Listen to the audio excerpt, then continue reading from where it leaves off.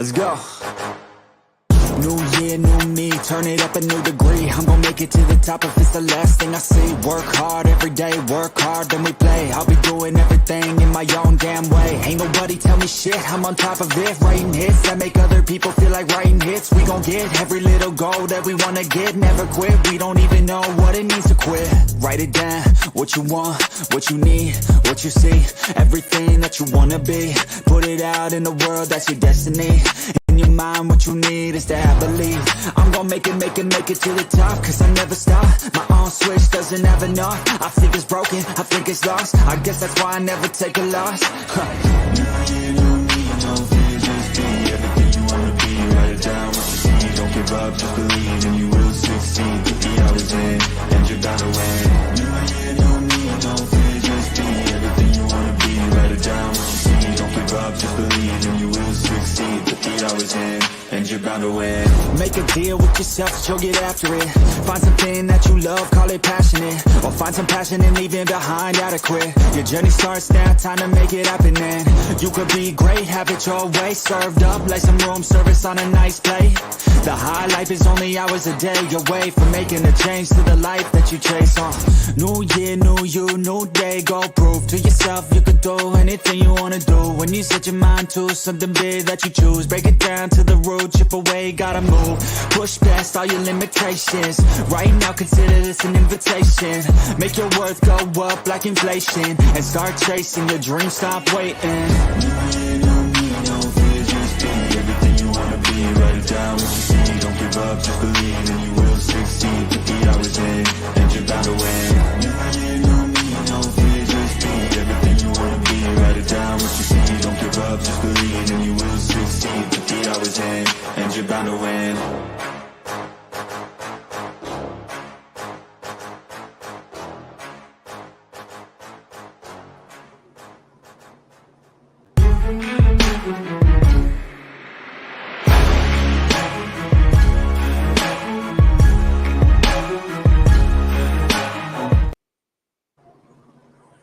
What is up, everybody? Welcome to episode number 9 of the Gridiron Gazette. I'm joined by my hosts, Philly Halftime and Eagles Uncensored. How you guys doing tonight?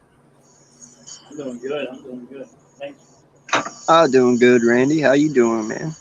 I'm doing absolutely awesome. Thank you so much for asking. Anybody wondering? No further. Again, he just had some family stuff to take care of, but he said he'll definitely try to make it for next week. So, if anybody wondering, there's where your boy Further's at. Before we get started, just wanted to make sure everybody, if you could go and like each channel and the network Hardcore Sports, that'd be great. So head on over to Philly Halftime if you haven't. Head on over to Eagles Uncensored if you haven't already, or Next Shift, myself, and hit that like button. Subscribe on the way in or on the way out if you haven't. It's free. It just helps us build our community so we can become something even bigger and better in the future. Thanks, guys. Yes, sir. Yes, sir. What's going on, Joseph? Miss Halftime? Little Spongy? Little Spongy's in the building. Little Spongy. What's going on, Coach Ed? Namaste, my friend. That's right. What's up, Coach? What is going on, Joseph? He says, I liked on all three on 2 different phones. Damn, that's gangster. That's dedication, bro. That's dedication. Appreciate it. Thank you so much. And Little Spongy coming in the house. What's going on, Little Sponge? Thanks for popping in, bro. He's all over the place. Never gonna grow up, Spongy. I want to be a Toys R Us kid. More like the baby gap. Yeah. So the first thing we have on topic today is San Francisco 49ers and the Dallas Cowboys have come to an agreement to send Trey Lance to the Cowboys for a 2024 rounder. Gentlemen, thoughts? Further. Halftime. Well, we were talking about this, Randy, and we named the Dallas Cowboys one of the teams that he might go to. Oh, God. It's I right in think front of you his said face. so he might go to the Dallas Cowboys. But this tells me they do not trust Dak. They don't trust Dak Prescott. That's what this is telling me. You make a move like this, I don't think you trust Dak Prescott to get that weapon. But can he stop playing video games and actually grow up and want to play football? Absolutely, halftime. You're right. Absolutely. Yep. When it and it makes you wonder too, right? Like what we have right here on the front of the screen. Don't want to sorry, it's blocking you halftime. It's just where they were. It was done by a fellow that's part of the network, the mock draft guy. This is the trickle down effect of the 49ers trading up to get Trey Lance in that draft. It says the picks given up had a hand in, Miami taking Jalen Waddle, Philly being able to draft Devontae Smith, Dallas taking Micah Parsons, then the Tyreek Hill trade to Miami, and then the Bradley Chubb trade from Denver to Miami, and then being able to get Sean Payton. All those moves they made to get him facilitated all that stuff right there. What do you have to say, AK?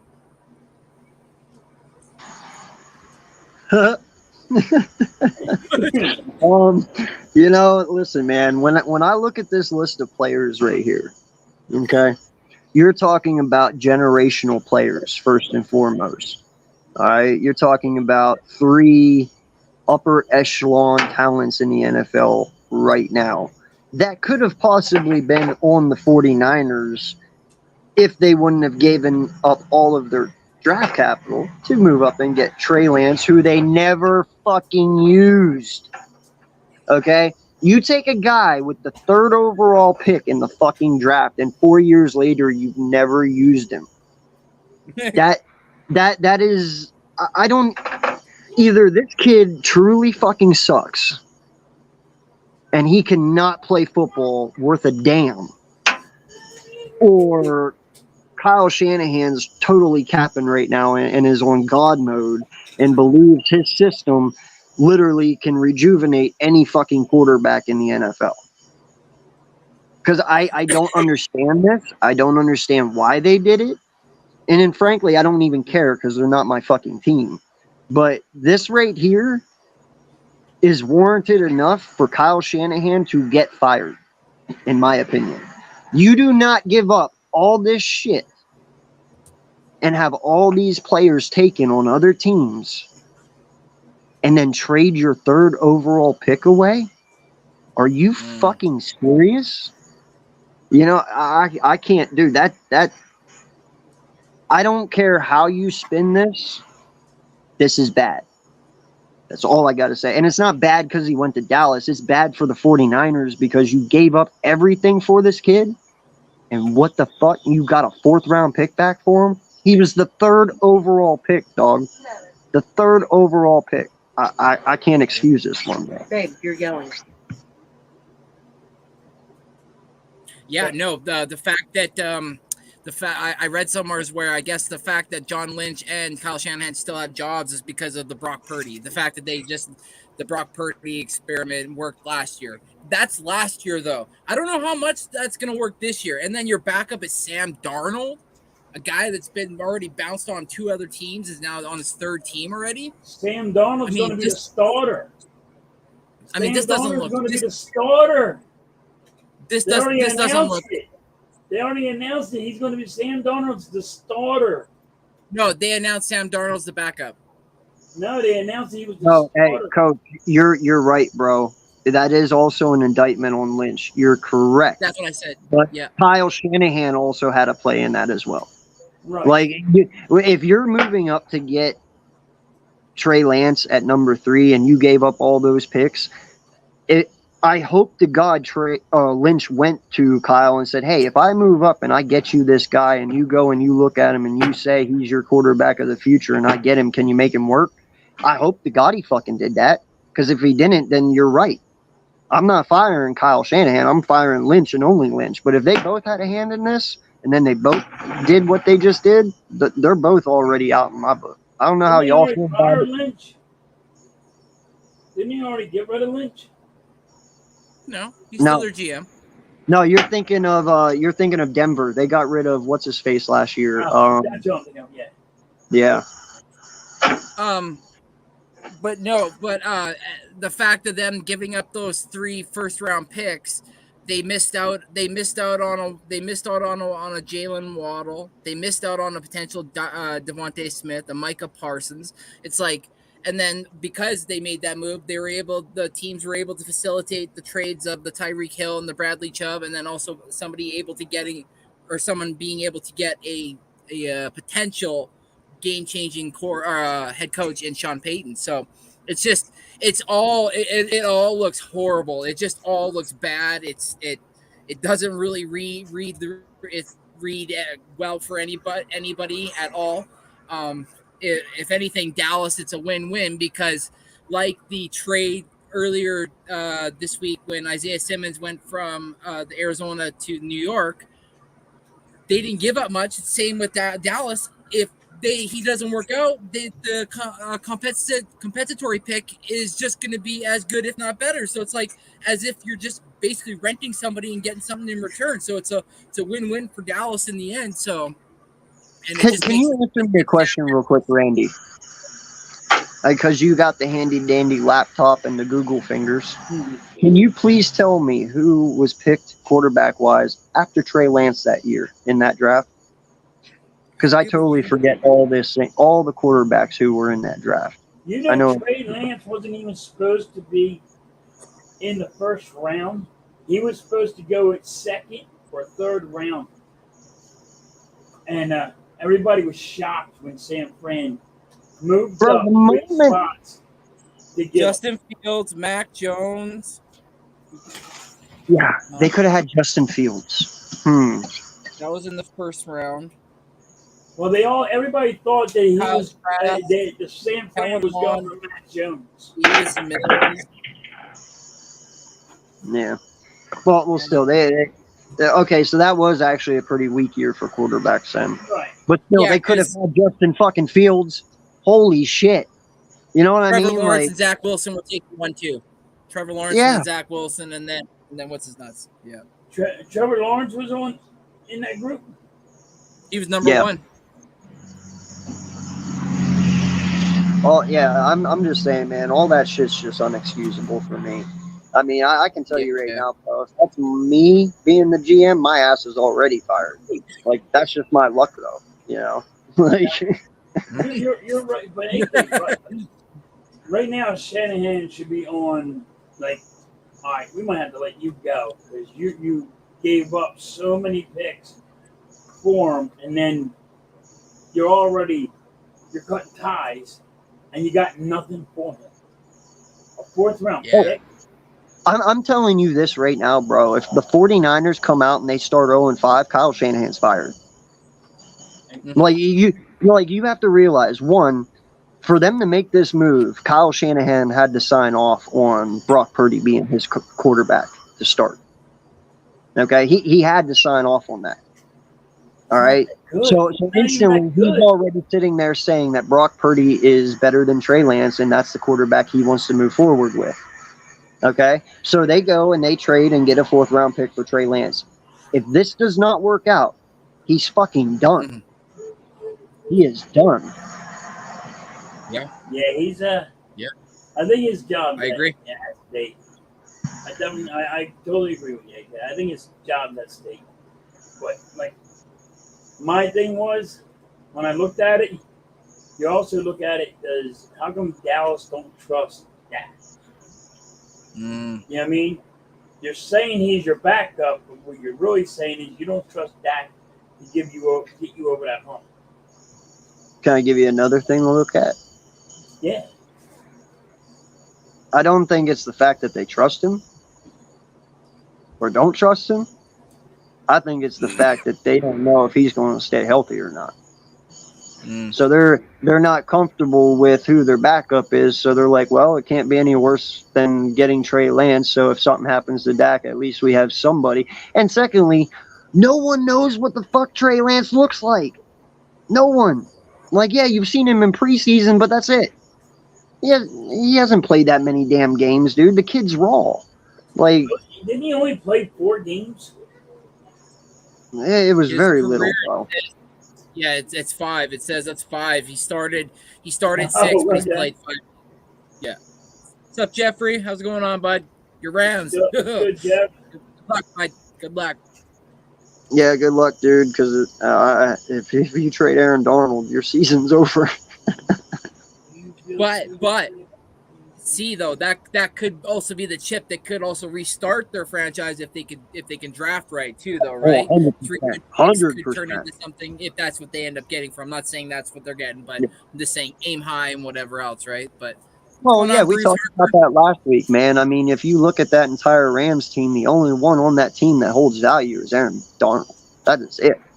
Like, if you're looking for 3 first-round picks or 2 first-round picks, that's the only guy you got to trade. So, yes. Yeah, good So, luck. hey, right? let me ask you, and Randy, I got a question for you. Do you see the 49ers just tanking this year and trying to get the overall first-round pick and having a better quarterback? no, that's Arizona. Arizona is tanking, bro. Like, dude, you gave Isaiah Simmons away for a fucking 7th. You're trying to tank. You know what I mean? I can't believe they gave up they gave him up a 7th. What the hell? We'll get to that. I'm pretty sure that's on here. So, yeah, no, we're gonna definitely talk about that one because that was that. Listen. First off, now we'll talk about it when we get to it. Sorry, Randy. Yeah, that's all right. No, I'm trying to look and see. Do they even have their first round pick this year? Who? The Niners. They do, right? I don't know. I wasn't able to look to find something quick enough. But I don't know. That's a good question. They might not. I have no idea. yeah, exactly. It's with all the moves they made and whatnot, right? Yeah, But, they made a lot of moves. but go ahead, ask your question if you. No. They lose it because of Christian McCaffrey, right?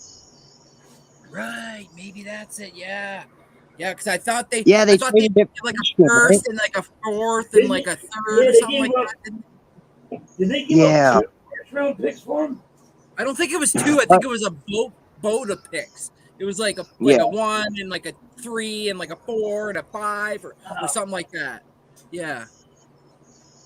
I think. Yeah. I could be ridiculed after this, but No, hey, listen, I'm on the same page with you, bro. I think they gave up their first this year for him too, but I might be wrong as well. I might be wrong as well. Yeah, exactly. No, click. Next question here goes for both y'all.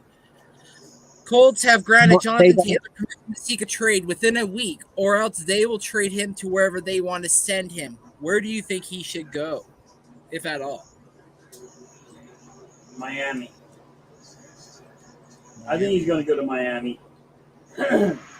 But, if you wanted I call it a dark horse, and it'd be a scary thing, it would be the Bears. Yeah.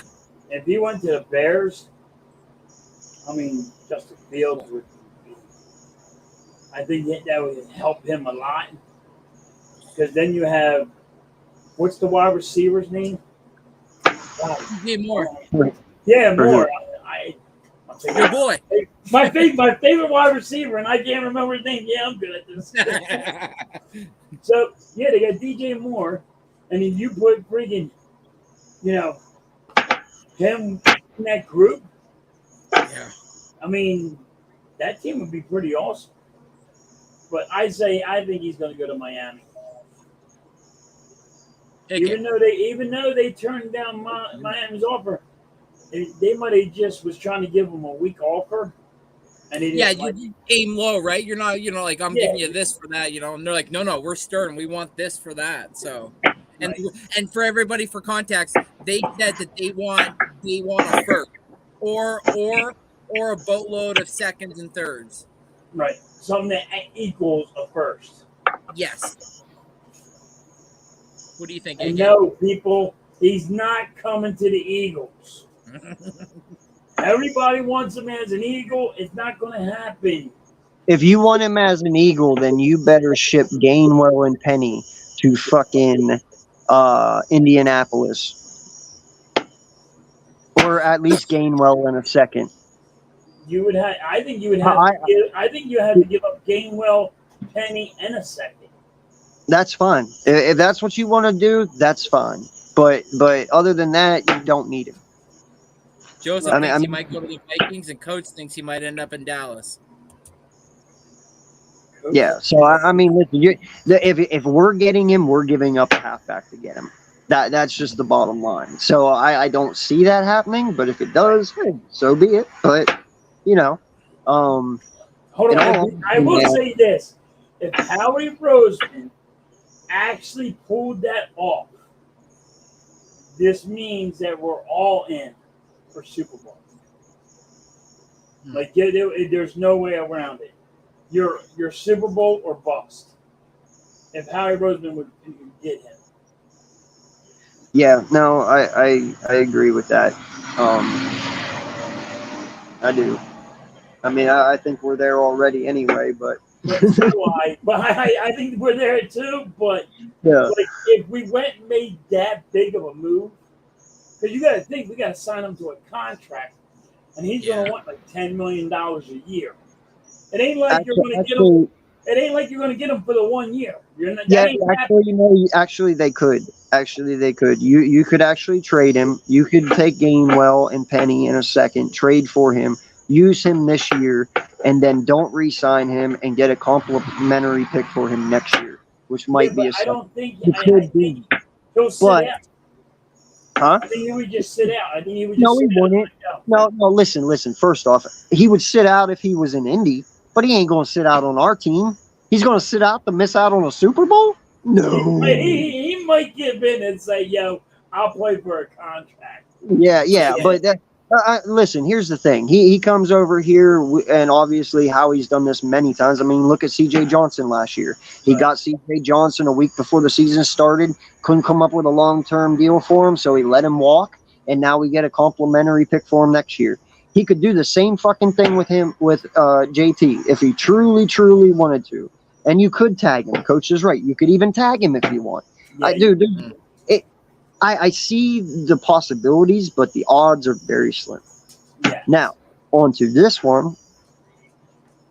First off, Irsay is a fucking snake. All right? And he knew what he was doing the moment he did this. First off, you're in the last week before regular season starts. Okay? Everyone has their teams filled. Everyone knows who their halfbacks are. And pretty much all the cap space is used up on all 32 teams. Now, Irsay knows that. So he knows first and foremost it's going to be hard for Taylor to get the fuck out of Indy right now in this week. Because no one has the room nor the money for him. Certain teams do. A lot of other teams who would want him don't. Like Kansas City could use him, and that would set them up perfectly. But guess what? They don't have the money for him. You know? So Irsay, he was very, very sneaky but smart when he did this. Because he knew Jonathan Taylor was not going to find a trade within a week. Because no one was going to be able to do it. And he knew within that week, as the moment that week was up, he could do whatever the fuck he wanted. In all honesty, bro, I think JT is just going to end up having to bite the bullet and either sit out or stay in Indy one more year. He's not going to find a trade partner within a week. It's not possible, bro. Right. I do think the coach went up to the owner of the Colts and said, "Yo, dude, back the fuck off! Like, you got me here, and you're going to take a guy that is running 1,200 yards, and you're just going to toss him and get rid of him? Just sit back and shut up for 5 minutes and let me run my team so I can make something happen here. I got a rookie quarterback. He needs some kind of help. Yeah. I got a guy that can run 1,200 yards, but he catches the ball out of the backfield good. Dude, leave my team alone. Leave me alone for a minute. Let me work out my stuff. I know you want to run your mouth and all, but sit there and shut up." Mm-hmm. Now, the coach is probably losing his mind right now. Like, why are you getting rid of my guys? Like, it's supposed to be my team. Let me pick my team. and build around them. Yeah, no, you're right. Halftime, yeah. There's there's a new head coach, like you said, new brand new quarterback, fresh quarterback, barely any reps in college.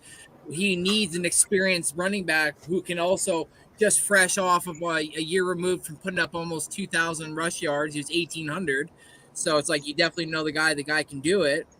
He had just had injuries that hampered him last year, but still put up decent numbers. What's up, Raphael? What's up, Almighty? What's good, Almighty? Listen, you didn't like Daniel Jones in the beginning of the year. You said he was freaking trash. Now get off his ass. Don't be Ryan Johnson. First off, Daniel Jones is dog shit. He's not. And secondly, when you only have 5 wins this year, bro, don't come crying to me. Okay? Whoa. Okay, pumpkin?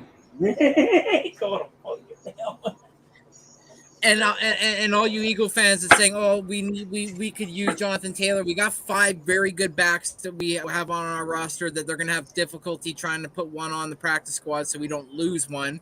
But if there's any player I want from the Colts, it's Shaq Leonard, the linebacker. I fucking love that guy. I would fly out personally and kiss Howie because I would be like, man, you the fucking OG. Go and get somebody who's a pass coverage and a dog on run and run. Just Howie.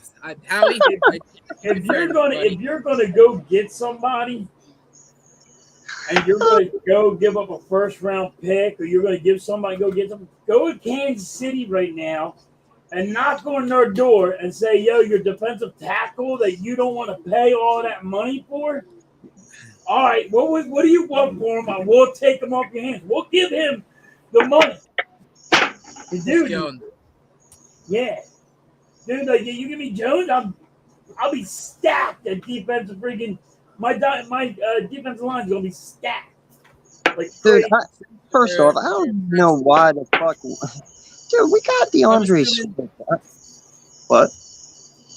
Sorry, I'm assuming Coach says 13-4 and 4-2 in the division. I'm assuming that's his record prediction for the Giants. Yeah, that's what he said. Y'all are about to get your fucking hearts broken, and I'm so sorry for y'all. But when it happens, man, New York is gonna be burnt down this year because these dudes are expecting so much out of this fucking team, bro, and it's gonna be a sad sight in hell for them. But hey, it is what it is. But anyway, sorry. Go ahead. You were saying about the running backs. Oh, I was saying, bro, we got Swift, dude. Like, I understand you guys want all these guys. I mean, hell, I'd want them too, but we can't have everyone. Like, I'm actually very satisfied with our halfback room, man. You know? Yeah, same here. I mean, you can't trade Swift. You got to keep him because you just traded for him. You can't make a double trade. Almighty, I'm not sleeping right. On you. Definitely not sleeping on you. If you were actually good, that's sleeping on you.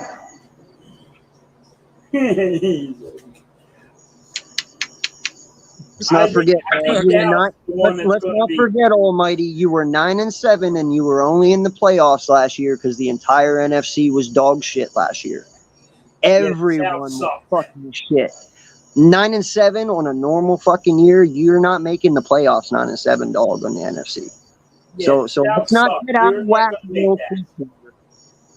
Now, let's not get out of hand here. I mean, let's be honest. There was only 3 teams in the NFC East or NFC last year that fucking were worth anything at all. You know, and that's Dallas, Eagles, and 49ers. You guys got in because just everyone else was complete fucking dog shit. No lie. Let's not keep pushing the ball a little further each time. Like, if you're gonna be real, be fucking real, dog. So, in a recent interview, a reporter asked Tomlin, "Why do you keep playing your starters at the beginning of every preseason?" And his answer was, "Do boxers just go into boxing matches without sparring? No." He's like, "My guys need to be game ready. So, with that being said, how do you guys feel about that? you guys think that there are certain teams out there that should implicate this philosophy, or do you think what's working or if it's not broke, don't fix it? I always like to see the Go ahead, offense. I like to see the offense and the defense at least play a quarter. Okay. But, I mean, because they had too much rest. And I get you got practice, and I get you got little scrimmages, but the scrimmages are scripted. You know what I mean? They're like, all right, it's going to be 1st and goal or 4th and goal. We're going to try to do this. And they tell you what they're going to – they tell the defense what they're going to do, so that defense already knows what they're going to do. It's scripted. So in a real game that nobody knows what's going to happen, you know, you like to get the cobwebs knocked down. So Thomason, to me, is right. He likes getting all his ducks in a row. And that's why the guy don't have a losing season yet. What is he, 16? He's like 16-0, right?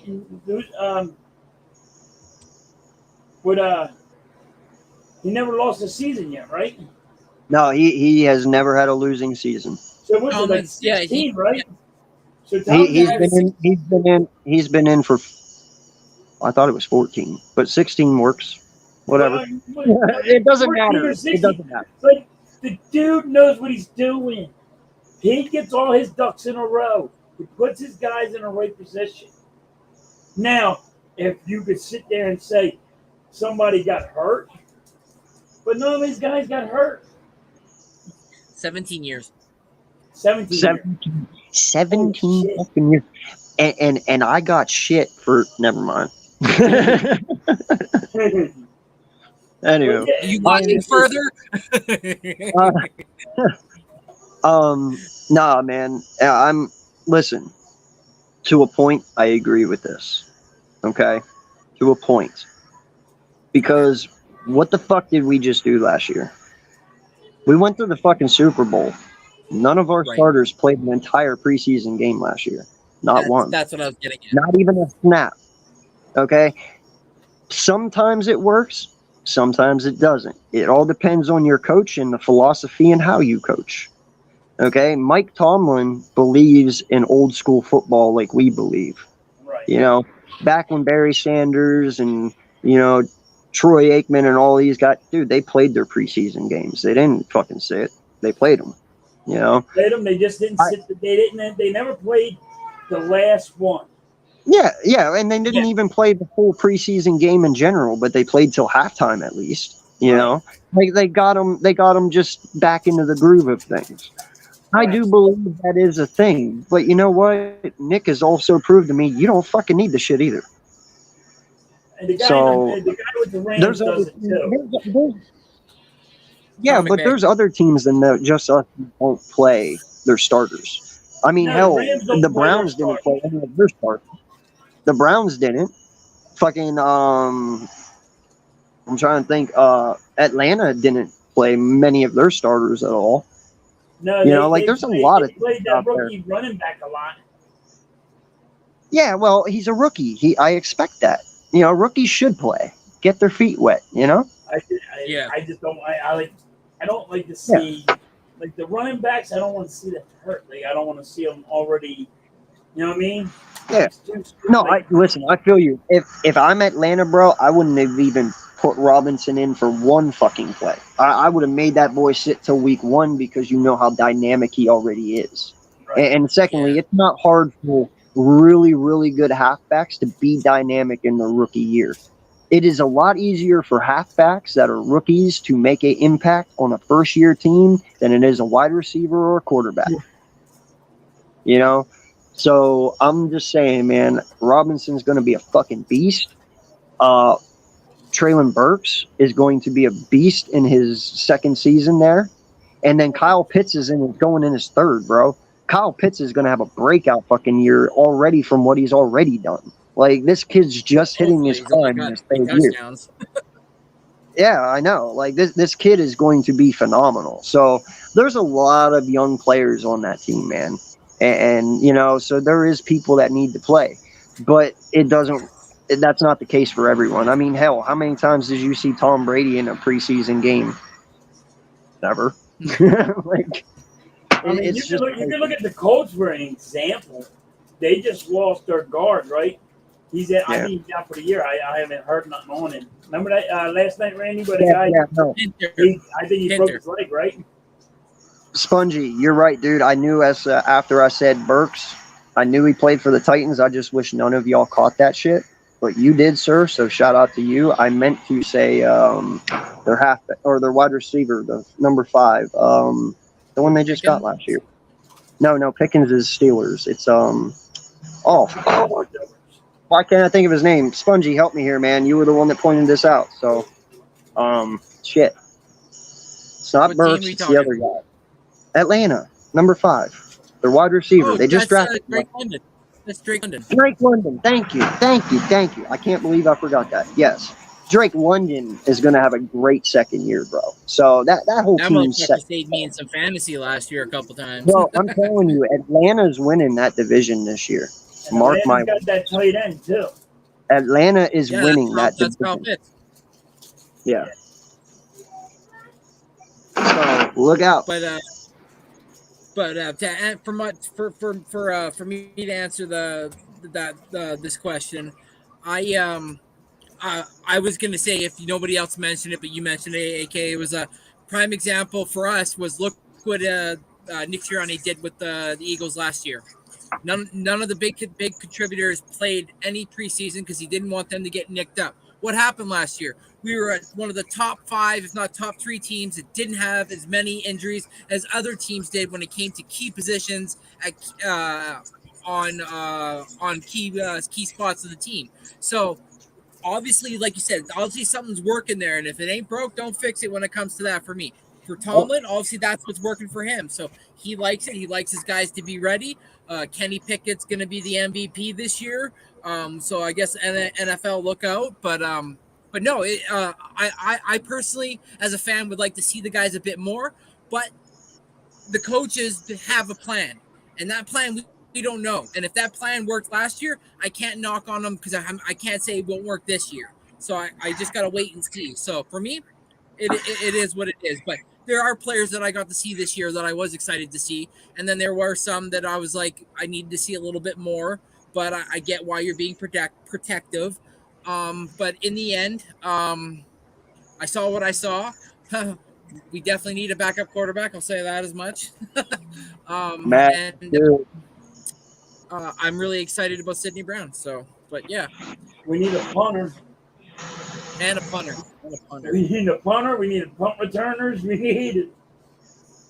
hate punt returners. Since you made that comment about Pickett, I'll make this comment. Kenny Pickens will be the number 1 wide receiver at the end of the year this year, out of all receivers. I like George Pickens? Or George Pickens. Yes, I love George Pickens, dude. That kid is going to be amazing, dude. You're going to hear Pickett the Pickens a lot. Yeah, you're right. I'm telling you, bro, Pickens is going to be that dude. He's amazing, bro. Did you see that one-handed grab he made on the corner last week? Yeah. Oh, yes. My God. Wow. He says he practices one-handed catches. I'm like, God damn. He looked like OBJ making that catch. I was like, wow. Yeah. Dude, but it was how he supported his body, though. It's how he turned and shit. It was weird.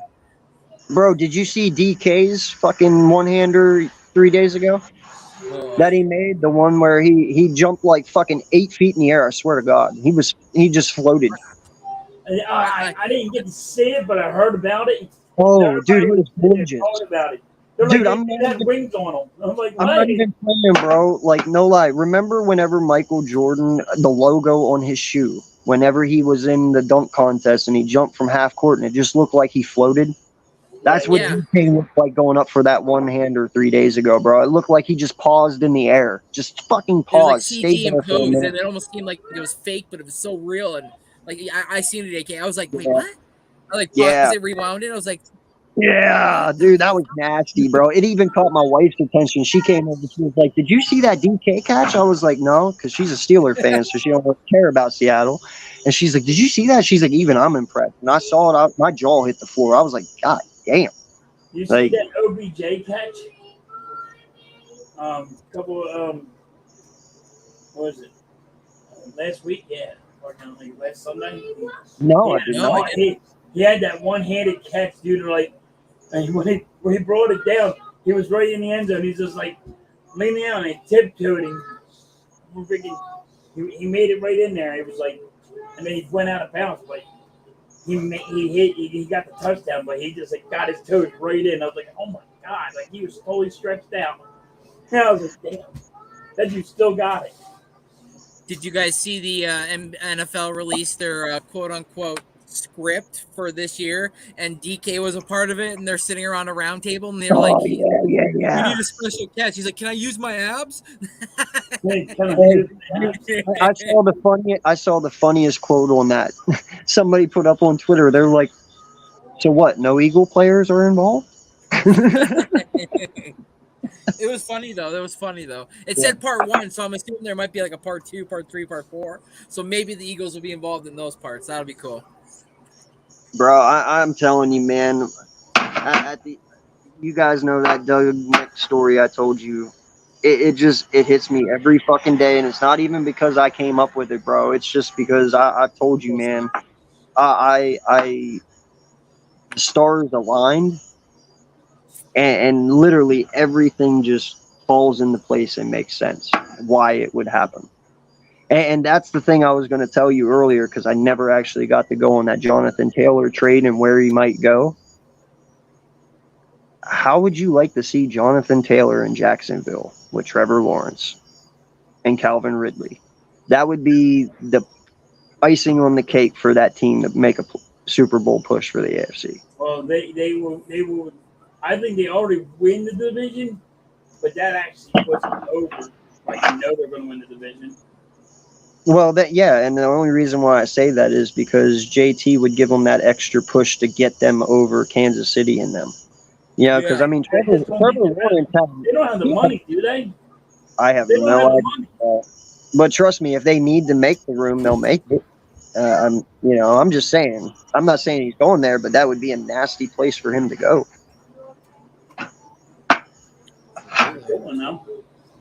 Could not agree anymore.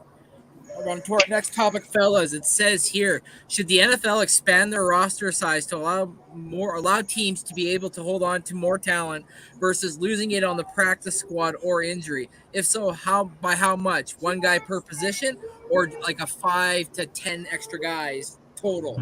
Thoughts? But all right. My question to you is, I got a question. Again, you go first, but I just have one question.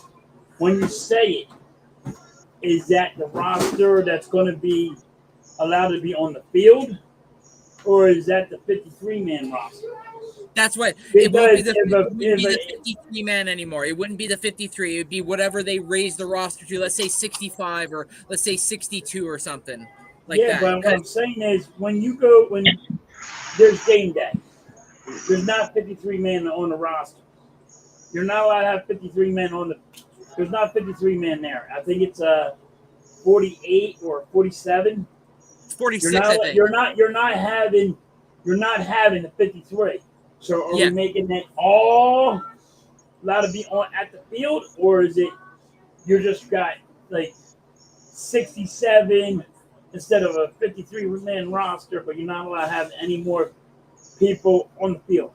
I think that's where they're working out the so quote unquote kinks of this potential movement because of that scenario, because it's 46 that you bring to the field halftime. It's 46 out of the 53, so you end up leaving what's that, 4 plus, that's 7 players at home, so or at least not on the side of the field or whatever. So I don't know if they're in the back or if they're up in the press box. They're not allowed. They're home. You're not allowed to bring them. They're home. Okay.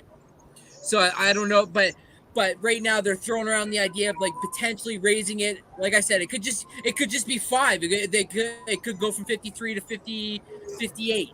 or something like that, right? So, but they want teams to be able to hold on to talent a lot longer than having other teams be able to pluck talent from your practice squad, because you're allowed to do that depending on where you are on the waiver wire, and lose guys, so you can have a couple guys left on the roster. So if God forbidding, like you said, you're like so and so's dinged up, or well, I don't think it's good to use them during this stretch week. Let's use so and so instead, or whatever.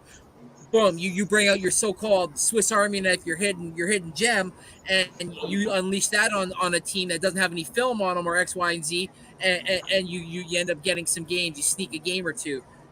That's all. That's what I read. It could be kibosh, it could be nothing, but I just kind of want to get people's ideas on where that would sit. Like, would you be okay with extra couple guys on the squad, or you like it how it is and there's no reason to mess with it? That ain't good. Go first, because I just asked that one question. I'm like, I don't know where I stand yet. AK? Well, man, in all honesty, bro, I don't give a shit as long as I have football on Thursdays, Sundays, and Mondays. You know, now, in all honesty, me as a person, I would love them to have more people, you know, because in all honesty, the NFL, they've been going around, you know, the idea of even maybe adding in more games, which I'm okay with. But like these players say, well, then we want more bye weeks and we want more money, especially if you want more from us. You know, we put our bodies on the line a lot longer, less healthier we're going to be, you know, at the end of the year. We need some compensation. 100% with that. You raise the roster. Why I like it is because say you do raise it, all right? Say you take it from 18 weeks and you want it 20 weeks, okay? You add 2 extra weeks onto the 18. Well, now they make a rule that every player on your team can only play for, like, we'll just say 17 weeks out of the regular season. They actually can't play the whole year. There has to be a time period where they sit. Okay? One, when you raise the rosters, like you said, it allows more talent to show on the field. 2, it also makes these coaches have to play chess now. When do I start my actual starting quarterback and when do I sit him? What games can I sit him and afford to sit him, and what games can I not? What games do my wide receivers need to be in, and what games can they afford to sit? You know, you actually have to strategize week to week on how you want to play these guys, because you want to be able to make a final push at the end of the year if you're right on the cusp of getting into the playoffs, right? It makes them strategize more offensively, defensively, gives other people more looks, because when you can't start all your starters for the full 20 weeks, these guys that never get looks because the starters are always in finally get to show some talent, right? Right. It just opens up the door talent-wise for more people, and it makes it harder on the coaches to have to figure it. Now, listen, playoff time, anyone can play. We're just talking regular season. You know what I mean? Like, it just brings a little bit more of strategy. Like they do it in baseball, bro. You can't have the same pitcher pitching every night. Right. You know what I mean? He gets 5 days off. Yeah. Like he gets 5 days off. Put a little mix into it. You know, it makes these coaches have to use their brains a little more. Like, all right, if you can go 20 weeks straight and go 20-0, you fucking deserve it then. Because you did it with backups and you did it with your starters. You know what I mean? It just makes wins more worth it, at least in my eyes. I don't know how y'all feel about it, but No, I personally have my own opinion on the allow of roster expansion or not, but I want to hear what Halftime has to say. Well, I like now knowing how it should happen, like you explained to me. Mm-hmm. I do like it because of the injuries. If your linebacker gets injured and he's out for a game, he's out for the year. And when you go make your cuts, you had a linebacker that you really didn't want to cut. Yeah. Now you can just put him on that You know what I mean? Because there's always, it's like the Eagles have a rough time this year. That they're about to cut somebody that they don't really want to cut. Every team's got a guy that they really don't want to cut. And then if you add 6 or 7, like you just said to me, then yeah, it makes total sense. A safety or a corner, and you can hide players. You're like hiding a player. It's like hiding a player. Like AK said, it's a chess piece. Yeah. So you're hiding players and keeping players away from other teams. You know, I don't have to trade this guy. I can just stash him somewhere. Yeah. Nobody knows. I got a rookie here. I'm just going to stash him. I might not use him this year, but I'll use him next year. You know? But if somebody gets hurt, I can use him. That would make teams treat 6th round and 7th round draft picks a lot more as not just throwaways, but as like AK said, chess pieces. So yeah. Yeah. Like they will like 7th round picks. Put them in a cupboard and let them develop as you close the doors. Yeah. Just like Mariota. Mariota was a 7th round pick. Everybody thought he was garbage. All of a sudden, here he is. He's the best left tackle in the game right now. Oh, Malata, not Mariota. Sorry. I was like, Mariota was a 1st round pick. What are you talking about? I meant Mariota. Malata. So he was a 7th round pick. And the Eagles stashed him. Yeah. They really did stash him. I think they stashed him for 2 years, right? I think that's what it was, yeah. And then look at him. He's the best left tackle in the Well, they did that to let him develop. Right, they let him work. They let him develop. So now if you're going to give us a bigger lead, then we can develop our guys more. We can develop these kids. Yeah. So I like it because you can develop people. Yes. Well, and real quick, Randy, before you go, I need to add this in because I feel this is a very major key component to what we're talking about with this right now. Yeah. All right. What's up, The way we're going at this point in the NFL, when is it going to get to the point we're going to have to cut off the money eventually? And when I say that is because we're getting to a point now where we're about to start spending $500 million on quarterbacks. We're already in the 200s, and it goes up every fucking year because everybody raises all the time. Yep. And then once you get there, you're about to be in the $1 billion quarterback range. Like, eventually you're not going to be able to build a team because you're going to be paying your quarterback everything. We're also in the era where we're at $100 million for wide receivers and $97 million for corners. Yeah. How the fuck are you going to keep a team on the field when you can't afford to keep the players that you have on the field because you can't pay them because you're spending too much goddamn money for just one fucking player? What You this need to does, develop more players, right? what So you this need the depth. does, when you expand the rosters and you make more games, it shows these players, I don't need to pay you $500 million anymore because I have other people who can do it too. You know, and what I mean by that, it won't man, be everybody. Exactly. It'll be the ones you're like, this guy's one of a kind. Like, there's nobody on a fucking X, Y, and Z team out there that's gotten him one of these. I'm paying this guy to keep him here forever kind of money. Yeah. Yeah, you know, like, and when you have bigger rosters, you can't sit there and pay these guys $500 million. Like, there's just no way in hell you can do it because you can't put whatever they raise it to. You know, if it's 68 guys, you can't put 68 guys on the field because I'm paying you $700 million to be my quarterback. Like, there's got to be a cap somewhere. We have to do something because it is getting to the point now. Like, Pat Mahomes got $500 million. He got $500 million. Okay, he's the only one to ever get that. The only one.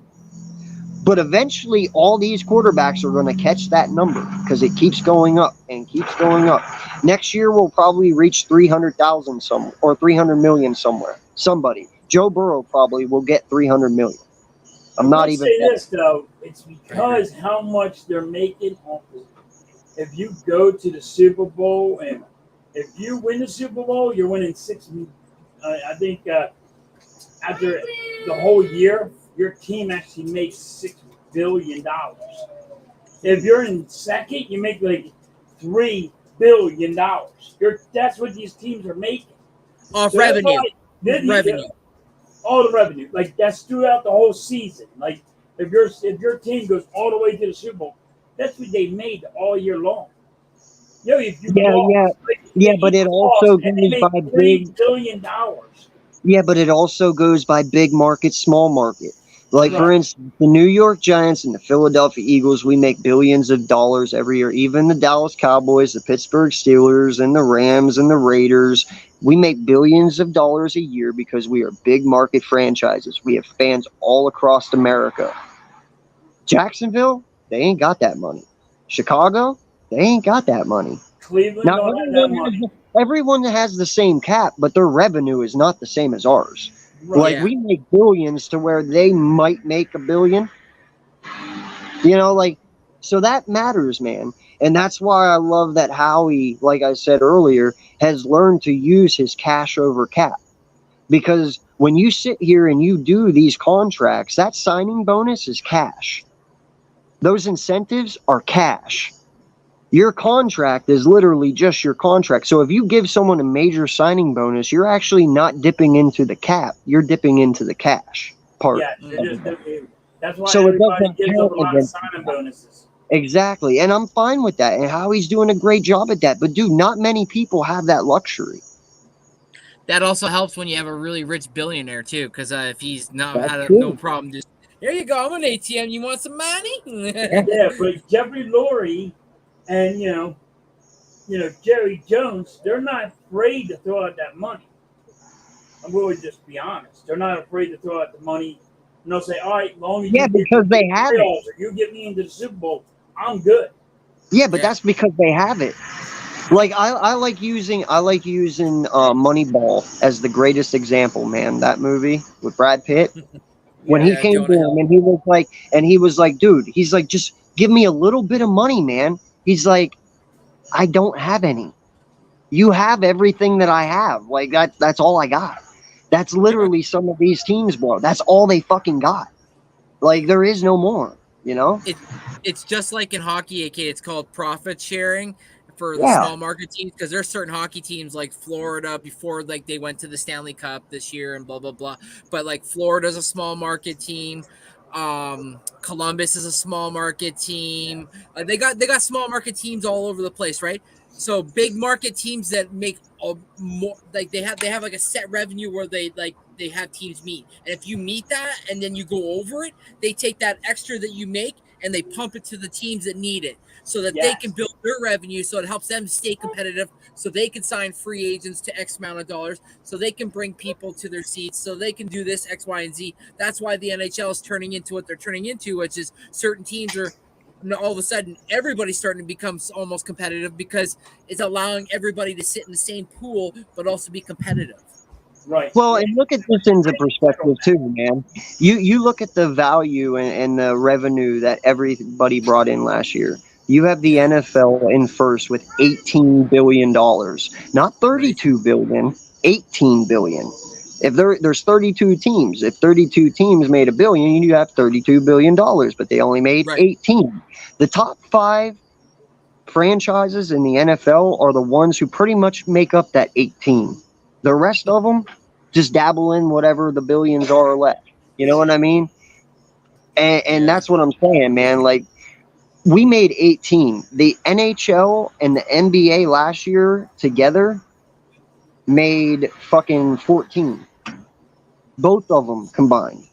NHL and NBA. They made $14 billion in revenue to the NFL's 18. And that's 2 of them combined, dude. Well, because not a lot of and not saying there's not a lot of hockey teams out there, fans out there, but there's really not. Yeah. Not like football. Where you guys are is huge. Yeah. Like where we're at, it is up here. Like the Phillies were huge, but like Randy was saying, some hockey teams actually the Flyers have to give up money, even though the Flyers have been horrible and they're rebuilding the whole team. they got to give up money to some teams that can't afford one player. Nashville's another one. When like, when Vegas Knights, when Vegas first came in, when Vegas first came, the Flyers had to give out, I think it was 6 million, 7 million, and they had to give up a player. They had to give them 6 million cash and a player just to start, and everybody gave up a player just for the Vegas Knights. Like he's making $6 million plus he's getting a player. Yeah, that was the expansion. And they got the best player. They got the best player on the guy's damn team. Yeah. You know, man, that's actually crazy that you bring that up, man, because I was watching YouTube the other day and there was a thing on there and it caught my attention. It was like 10 rules in the NFL that no one really knows. And remember back in the day when Marshall had the plane crash and everyone died in it? The NFL and they made a rule that if that would happen in the NFL, where an NFL team was flying to another city and something happened, the plane crashed and they all died, that team would get a new head coach, new owner if they all passed, and then they would get 4 players from every team to complete a team and also have the first pick in the NFL draft the next year. And I was like, okay, that's kind of cool. I understand that. That is cool. But you're telling me that if that happened, you could take my quarterback? Fuck. No, see, like that's where like halftime didn't mention AK, like the expansion draft, there's parameters to it. You have to expose a player. You're allowed to like basically block 12 players. So you block your 12 best players. This isn't hockey. It could be totally different for football. Yeah, I don't know about football. I didn't go that far into it. But. Yeah, but you can basically say like these are the only guys I'm allowing you to pick from. You decide who you want to. And as a GM, if you're smart and there's a contract that you want to get rid of that you're like, shit, I don't think I'll ever get out of this. You throw that guy's ass out there and hope that you dangle him and they take him. And during the expansion draft for the Vegas Golden Knights, that's where people were doing, but they were actually still really good players like Jonathan Marchessault, like Riley Smith, like all those other guys that they ended up getting. And that's why they still were a very good team. So in the NFL, it might be a little different because you'd be like, oh, I'm only going to expose my kicker, punter, and like maybe my backup quarterback and maybe like a safety. Well, they'll look through that and go like, well, we'll just take their punter, and then they'll be like, we'll also take like $6 million in cap space or something. No, I don't know if they actually have a cap. Like, I don't know if they made a rule that stipulates you can't take anyone's starting franchise quarterback. I don't know if they made a rule like that. I would hope to God they thought that far and did, but I mean, I get it. You would want the team to block it though. As a team, that's where you would just not expose that player. But see, to a point, though, the NFL is going to stand in because no matter what, you would want that team to be competitive. You're not just going to give them a bunch of practice squad players and let them go out and get their teeth kicked in. You know what I mean? Oh, no, and I'm not saying that would be the case, but what I'm saying is like you would expose players contracts that you would not want. So like expiring contracts or a guy that you got overpaid and you're like, fuck, this guy isn't working out. And as Eagle fans, we know about those players because we've seen them a lot with Chip Kelly. And you just expose those players. And if you want them, of course, take them. But if you don't, you can't force a team to basically be like, we're taking that guy, and I don't care if we want him. Well, we didn't expose him to the expansion draft, so there's no way you can take him. So there would be parameters around it. You might have to expose a good player, but it's part of the agreement of you being an NFL and signing that dotted line and saying you wanted a football team. So it would suck. I just thought that was a cool thing to know. I never knew that until I watched it. I was like, oh, damn, they actually have something in place for that. That's cool. Yeah. After that happened, there was all high schools in Canada were not allowed to fly over into U.S. to play college or to play high school footballs because the school I went to that year that happened, we were actually supposed to go fly over to the school in the U.S. Ours was picked. I think it was an American Catholic school, and we were supposed to play in against one of them. But after that happened, they banned any flights happening from Canada to the U.S. when it came to college football, just for that reason, just in case, God forbidding, something happened. I was like, Jesus. Can I ask why Canadian high school football teams were flying to the U.S. to play high school football? Right? Don't right? you guys have high school football teams up there to play against? Oh yeah. But this was like what the fuck it was called? It was called something.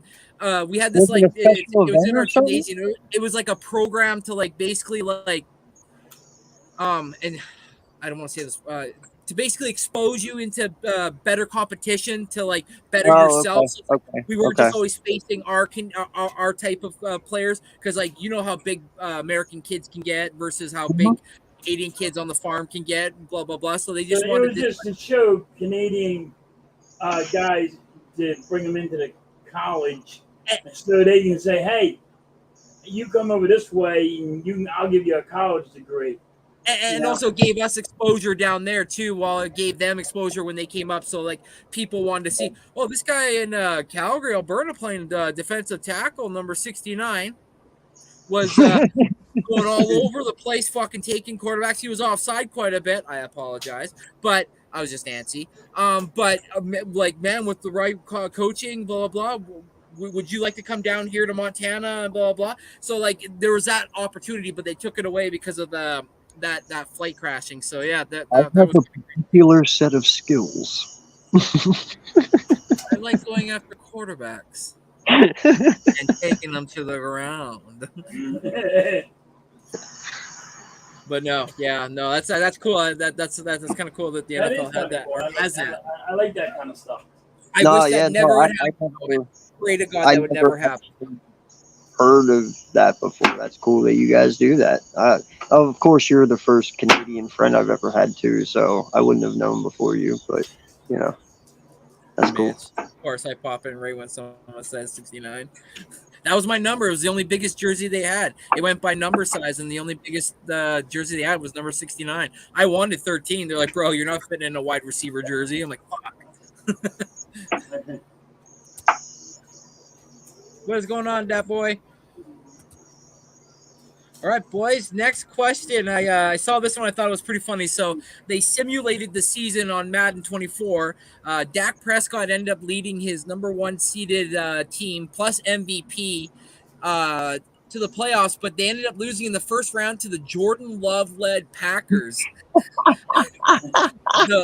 Surprisingly, the Bucs made the Super Bowl with Baker Mayfield, but they end up losing to obviously the Kansas City Chiefs. So quick little talk about that. What do you guys think? That's kind of funny. I laughed my ass off. They had like the defensive player of the year who won like the rushing title, and it was just it was hilarious.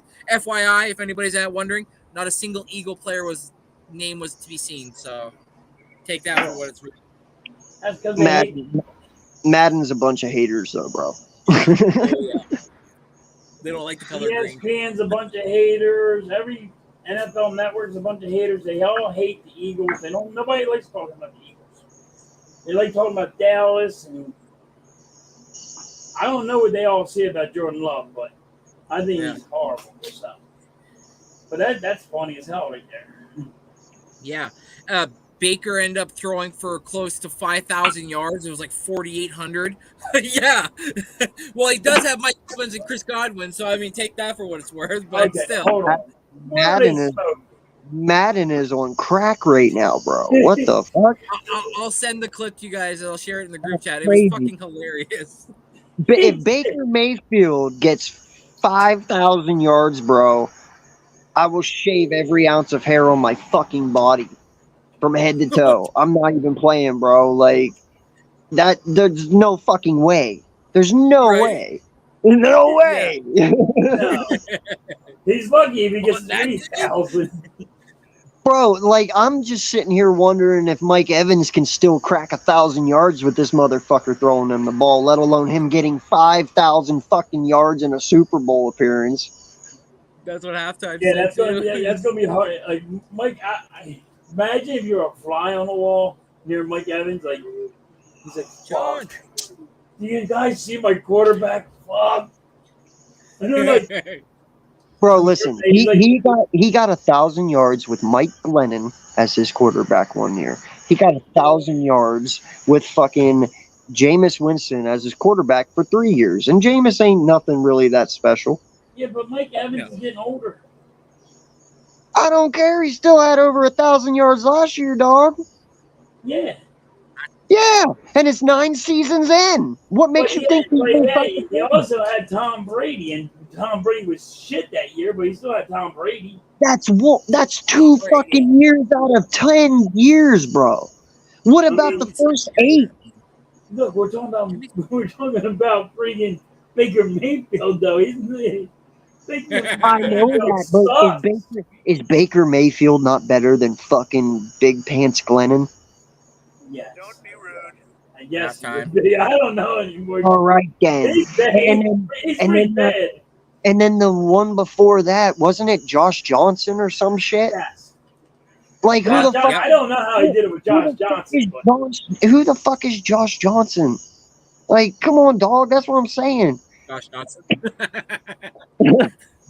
So if he can get 1,000 with, dude, I will bow to Mike Evans if he gets 1,000 yards with Baker Mayfield. I will bow to I will that. say this: if he gets 1,000 yards with Baker Mayfield, Mike Evans is the best. He'll be the number 1 wide receiver. Because I don't know how you would do it with that quarterback. First off, I don't even know how Mike Evans isn't already the best wide receiver in the NFL. He's done it so quietly, bro. I mean, think about it. How often do you hear anyone talk about Mike Evans? Ever? Nobody. Never. No one. And this motherfucker has put up 1,000-yard seasons for 9 years straight, going on his 10th. Everyone wants to claim Devontae Adams, Cooper Kupp, and Justin Jefferson. Bro, Mike Evans has been doing this shit with nobody except for Tom the last 2 years. Oh, what? You want to take it all away because he had Tom Brady for his last 2 seasons? Come on. Who was the one guy he had? The guy had so many interceptions. That was Jameis Winston. He had 40 interceptions and touchdowns. No. He had 40 touchdowns and 40 interceptions. He was literally 0-0 at the end of the year. Who was that? That was Jameis fucking Winston, bro. Oh, that's right. He has 10,425 yards and he has 81 touchdowns. In 9 years. In 9 years. Yeah, he literally has 1,000 more yards for longer than he's been playing. And he's played 137 games. He has 10,000 yards. Yeah, that's fucking ridiculous. How that man is not number 1 on anyone's fucking chart right now. And the fact that he's only a 4-time Pro Bowler too, like you said, AK, yeah. And the fact that he constantly just keeps putting up 1,000 yards. Like his worst season is 1,001 yards. That's his worst season. And who was that with? And who was his quarterback that year? Oh fuck! I wish I could tell you. It was 2017. What year was it? It was 17. Yeah, that was Glennon.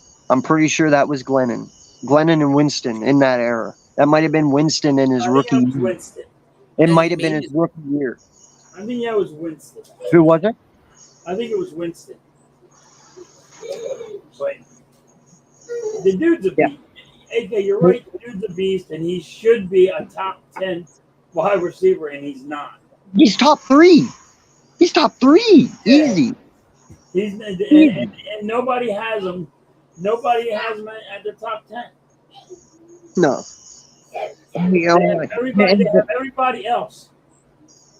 Yeah, but that's what I'm saying, bro. That's what I'm saying, man. This dude is doing it quietly every year. No one talks about Mike Evans. No one. Hell, I think people forget Mike Evans even fucking exists. Like, it's really ridiculous. But, dude, I'm telling you, bro, this guy, he's a fucking beast. I mean, he's 6'4", 230 pounds, 6'5", 230 pounds, and he runs like a 4.4. He's a fucking monster, bro, and he's not slowing down. He's not. Like, I'm just telling you, bro. Watch it. If Baker receptions to AK in 9 years, 683. So he's not a type of guy that lets the ball go out of his hands. No. No. Yeah, If he always Baker did. Mayfield, if Baker gets to the Super Bowl, it's because of Mike Evans. I'm just saying that. If he catches the ball, he always will. He always will get more yards after the catch. And it's always. It's not one time that I ever seen Mike Evans when he catches the ball actually just go down. He don't just go down. He don't do that. He keeps going. Actually, He keeps fighting. he'll get more yards all the time. The dude's a beast. The dude's strong as hell. So my last question for the night, boys, is the new NFL season is upon us. Who's your dark horse and who's your clear-cut favorite? Halftime. Wait, dark horse player or team? Team. Team. Okay. My phone's making the Cowboys don't exist. I love it. Are we talking to go to the Super Bowl, or are we just talking playoffs? Just like your team that you're rocking with that you think might go to the Super Bowl or have like a really good year, or a team that you think that might come out of nowhere and people are like, whoa, I didn't see that coming. Dark horse. But look at it. They don't have the Cowboys, Eagles blank, Giants, Commanders. Cowboys don't exist. Cowboys are blank. Cowboys are frauds. That's what it says. Right. But anyways, go ahead. Sorry. Jamar Chase that. Jamar. Let's see. Dark horse. I don't think they're a dark horse, but I would go with Jacksonville. Okay. I would go with Jacksonville. And then You motherfucker. a clear cut would be I gotta go Kansas City. Yeah. My clear Good, cut Sean. would be Kansas City. Okay. AK. Well, he took mine. Sorry. And you know what? I had a way better reason why, but I'll let him have it. Oh no, man, no. All I'm saying, dude, is that listen. Doug came in here second year, went to the Super Bowl, won the Super Bowl for us, right? Goes to Jacksonville, first year, 9-7. What was he in year one in Philly? Does anyone know what his record was at the end of the year? Was it 9-7? I'm pretty sure it was 9-7. Okay. Yeah. Check that. It might have been 7-9, but I'm pretty sure it was 9-7. If not, either way, doesn't matter. But he was 9-7 in Jacksonville this year. Nick comes in first year. What was Nick? 9-7. We were 7-9. Right? He was 7-9. Okay, well, still, it's close enough. You're getting what I'm getting at here. Nick comes in, hits this year, 9-7. Doug's first year last year, 9-7. Nick goes second year to the Super Bowl, loses to Andy Reid. Okay. This year, Doug comes in, and they made it to the playoffs last year, and that team is really fucking good. Doug's in his second year in Jacksonville. He takes them to the Super Bowl. Jacksonville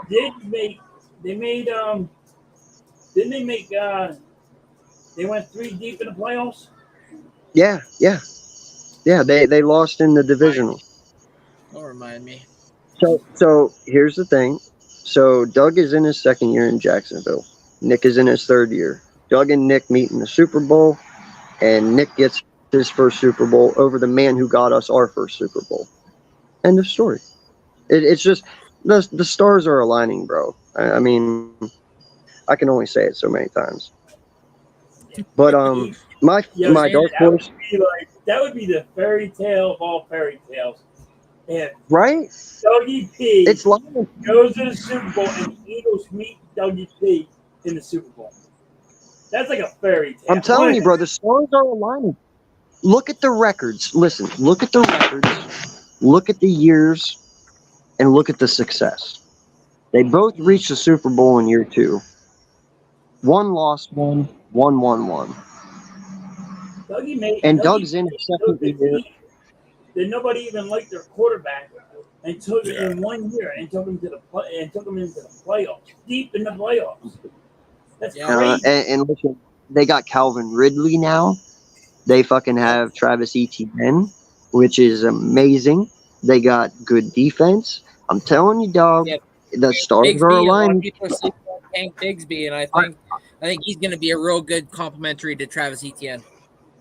Yeah, and I'm telling you, man, right now, like I'm going and I'm putting my year bet down for the Super Bowl, Jacksonville Eagles. I know a lot of people aren't looking at that, bro, but that would be like the all-time fairy tale right there. It really fucking would, and I think it's going to happen because they have a good team. We have a good team. For the first time in Pat Mahomes' career, he finally doesn't actually have a wide receiver one. I mean, if you want to call Kadarius Toney a wide receiver one, but whatever. He didn't have a number one last year. Yes, he fucking did. He had Juju Smith-Schuster. He's old. Hey, you know what? A lot of people don't give that guy credit. They also had Nicole Hardman. Hardman was very good. Like they had wide receivers last year. Yeah, none of them were Tyreek Hill. Kelsey's a wide receiver. He's Juju like 83 yards away from being the top of wide receiver list. I seen it somewhere. Where did? You mean the tight end? Yeah, I think he just passed. What's his face? Tony Gonzalez. Yeah. I think he's 83 yards from Tony Gonzalez.